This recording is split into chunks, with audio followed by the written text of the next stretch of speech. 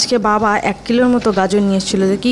কী করব ভাবতে ভাবতে গাজরগুলোকে ভালো করে কেটে নিয়ে ঘষুনিতে ঘষে নিয়েছিলাম।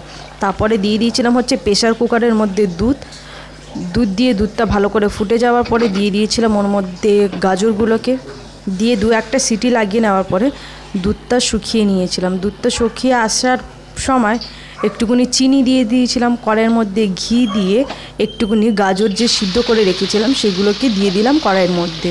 দেওয়ার পরে একটুকুনি ভালো করে নাড়াচাড়া করতে করতে এর মধ্যে দিয়ে দিয়েছিলাম কয়েকটা এলাচ দিয়ে দেওয়ার পরে একটুকুনি ভালো করে নাড়াচাড়া করে নেওয়ার পরে দিয়ে দিয়েছিলাম এর মধ্যে কিছু কাজু কিশমিশের সাথে দিয়ে দিয়েছিলাম হচ্ছে তোমার চালমগজগুলোকে ভালো করে আবার নাড়াচাড়া করার পরে দিয়ে দিয়েছিলাম হচ্ছে একটুকুনি খোয়া। তো এরকম করেই আমি গাজরের হালুয়া বানিয়ে ফেলেছিলাম। তো অবশ্যই যদি ভিডিওটা ভালো লেগে থাকে একটা লাইক করে দিয়ে, কমেন্ট করে, শেয়ার করে, সাবস্ক্রাইব করো। ততক্ষণের জন্য বাই।